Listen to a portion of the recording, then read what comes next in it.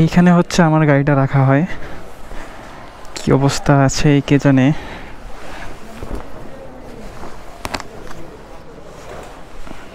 বিসমিল্লাহ।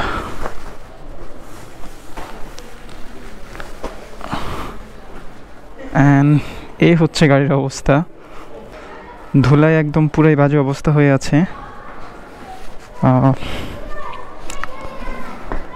Shit man, look at this, কত ধুলা জমে আছে। এটাকে অবশ্যই ওয়াশ করতে হবে।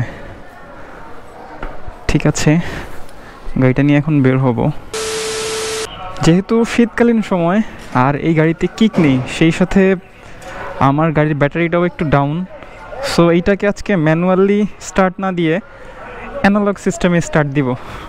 সেইটা কিভাবে আপনাদেরকে দেখাচ্ছি। একটু সামনে নিয়ে যাচ্ছি অ্যান্ড ইঞ্জিন সুইচটা অন করলাম, গাড়ি গিয়ারে রাখলাম। এখন উঁচু থেকে ঢালুতে নেমে যাব এবং ক্লাচটা ছেড়ে দেব, তাহলেই স্টার্ট নিয়ে যাবে। ওকে, বিসমিল্লাহ। ইয়েস। সো এইটা হচ্ছে শীতকালীন সময়ে ব্যাটারির উপর প্রেশার না দিয়ে বাইক স্টার্ট দেওয়ার টেকনিক। এইটা অবশ্য আপনারা সবাই জানেন। সো জার্নি শুরু with the name of Allah and start with the বিসমিল্লাহ।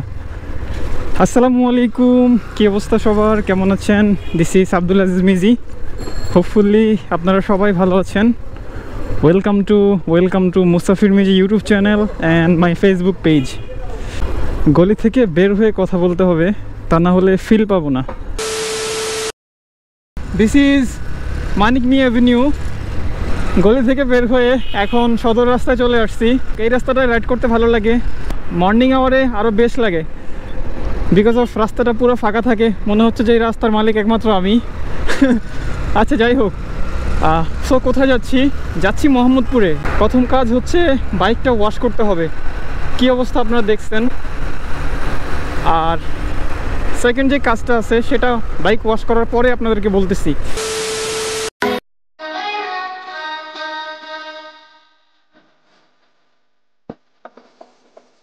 বাইকের কি অবস্থা হয়েছে দেখছেন, কি পরিমাণ বালি জমছে এখানে।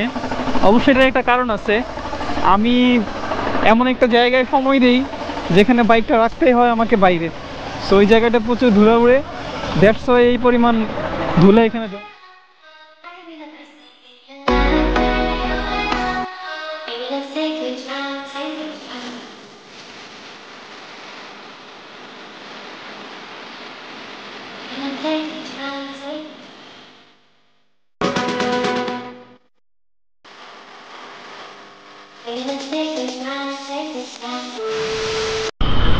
Bike wash complete. সো চলেন পরবর্তী কাজে যাওয়া যাক।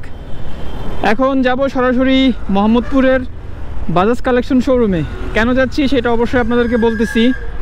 আপনারা হয়তো অনেকেই জানেন আমি সর্বপ্রথম রাইডিং লাইফটা শুরু করেছি বাজাজের NS 160 দিয়ে। সো NS 160 দিয়ে ছিল আমার বাইক লাইফের জার্নিটা শুরু। ওইটাই ছিল আমার জীবনের প্রথম বাইক।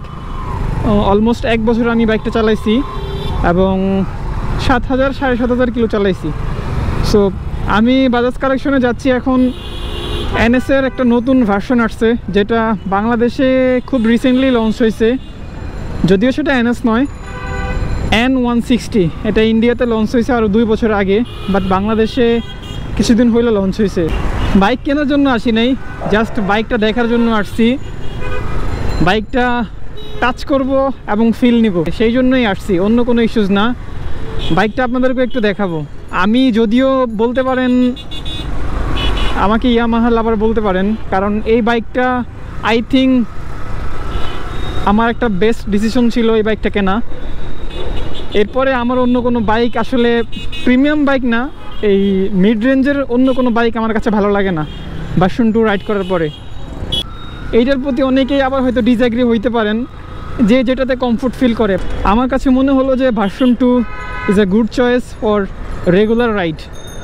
আচ্ছা, সো চলে আসছি বাজাজ কালেকশনের কাছাকাছি। এখান থেকেই গত 2.5 বছর আগে আমি বাইক নিয়েছিলাম। আর এখন সেই বাইকটা আমার অতীত হয়ে গেছে।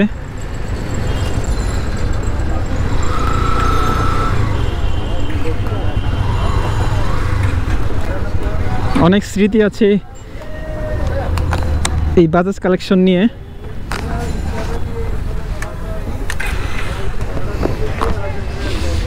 সো চলেন সরাসরি একদম উপরে চলে যাই।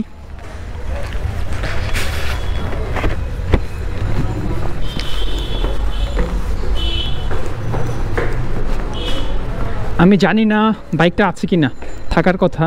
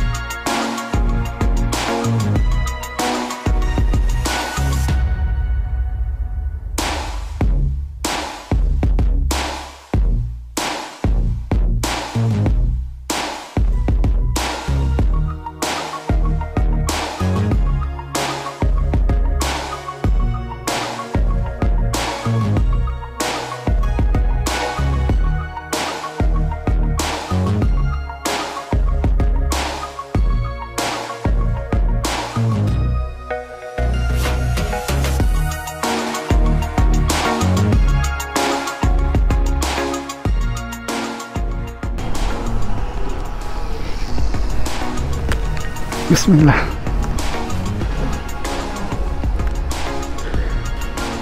Look at this. অসাধারণ।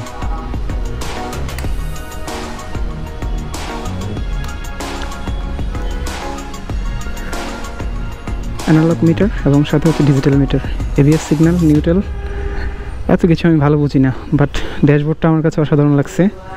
এক কথায় অসাধারণ, দেখার মতো। ঠিক আছে, এটা মনে হয় একটা ইউএসবি কেবল। Two good. এক কথায় আপনি দেখলে প্রেমে পড়বেন, ভালো লাগবে। পালসারের প্রতি ভালো লাগা শুধু একটা কারণেই, because Pulsar is my first bike. বাজাজের সাথে সম্পর্ক NX 160 দিয়ে, বাট NS 160 নতুন একটা ভার্সন N160 অনেকেই আসতেছে অবশ্য দেখার জন্য।